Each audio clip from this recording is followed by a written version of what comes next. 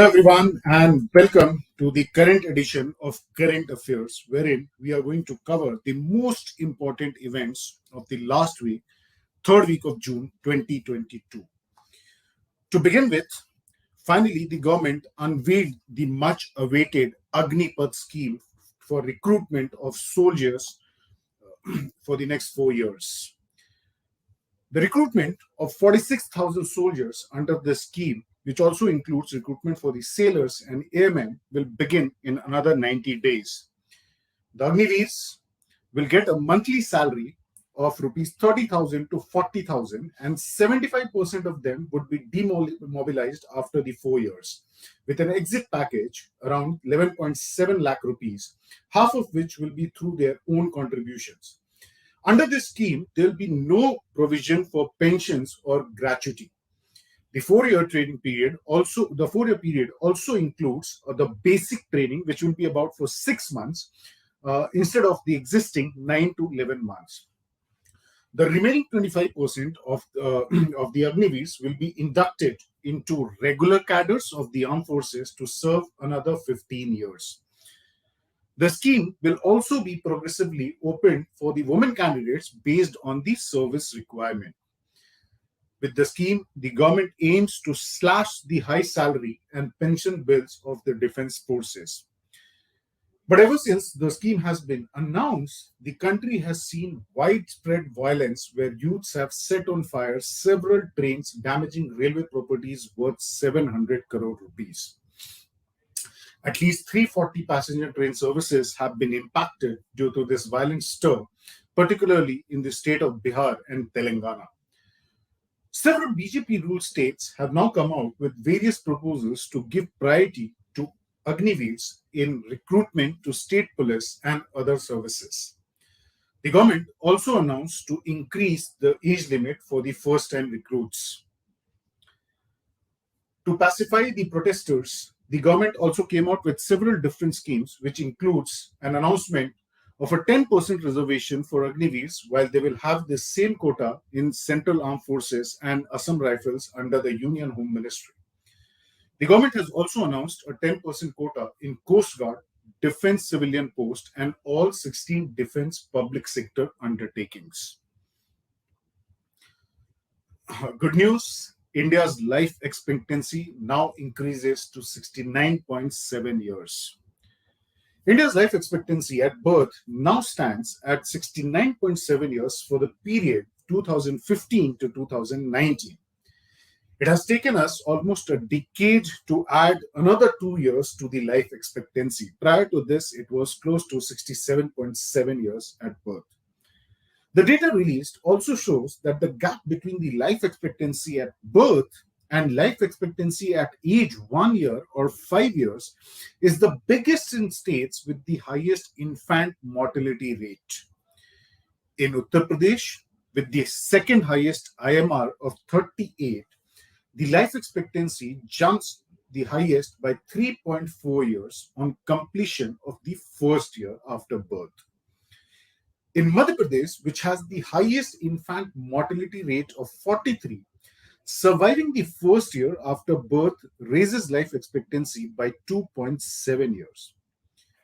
Over a 45-year period, India has added 20 years to its life expectancy at birth, from 49.7 years in 1970-75 to 69.7 in 2015 to 2019 period. Orissa has seen the highest increase of 24 years, from 45.7 years to 69.8 years, followed by the state of Tamil Nadu, where it has increased from 49.6 to 72.6. That's the news to cheer about. On the economic front, the Rupee hit a new low of 78.28 last Monday for the first time since last week, as foreign investors sold in the equity markets.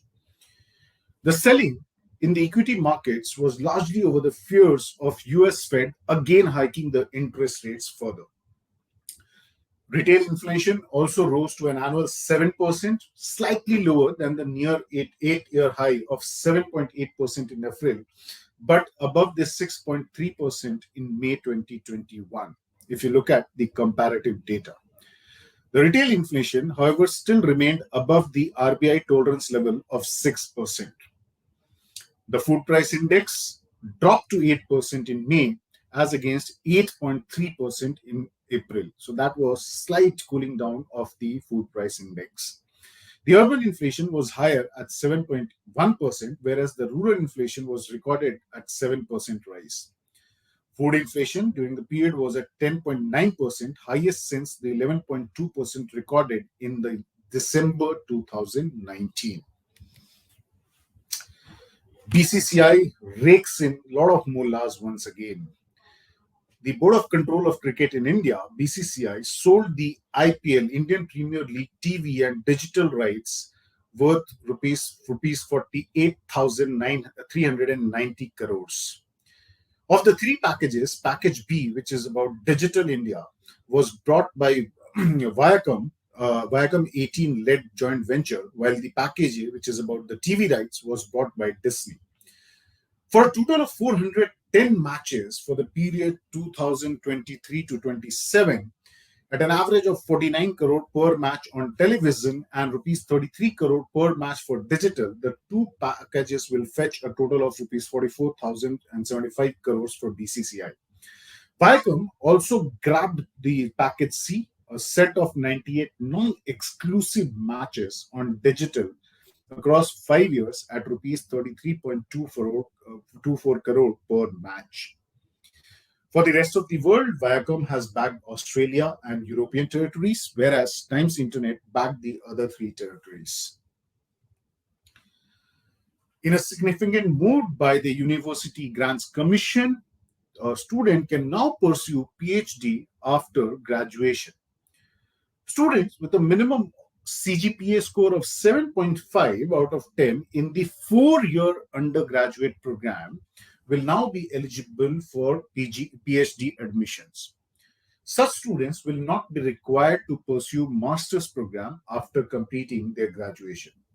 This is in accordance with the new regulations finalized by the UGC. The new regulations, UGC's minimum standards and procedure for award of PhD degree, regulations 2022, are likely to be announced by the end of this month. Also, to arrest the trend of publishing in predatory journals, the new regulations recommend either patenting or publishing in peer-reviewed or referred journals only.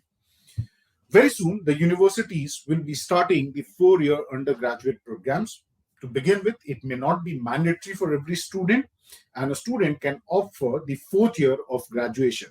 This will help a large number of students who wants to pursue their academics and want to go ahead and do their doctorate in a respective field or want to study abroad. This is all in accordance with the NEP guidelines which were unveiled in the year 2020. Rahul Gandhi quizzed by Enforcement Directorate. The Enforcement Directorate over the last week continued quizzing Rahul Gandhi on the loan that Young Indian, fully owned by the Gandhis, obtained from Dotex Merchandise, a Kolkata-based company. The Enforcement Directorate continued questioning Rahul Gandhi over the 3 days last week, and the questioning will continue on coming Monday as well. At several places, including Delhi, Congress leaders and workers staged protests calling it a political witch hunt. According to officials, the Enforcement Directorate probe under the Prevention of Money Laundering Act is based on a trial court taking cognizance of an income tax investigation and assessment report. The Young Indian was incorporated in November 2010 and went on to be acquired by Associated Journals Limited, the publisher of National Herald, Qawmi Awaz, and other mouthpieces of Congress. While the questioning by the ED continues, the Congress also announced a Bharat Bandh on 28th of June. Those were the most important events which unfolded in the week 3rd of June. Don't forget to subscribe the channel and click on the bell icon to receive regular notifications about upcoming sessions and videos. And don't forget to subscribe to our other social media platforms, Facebook, Instagram, and Telegram.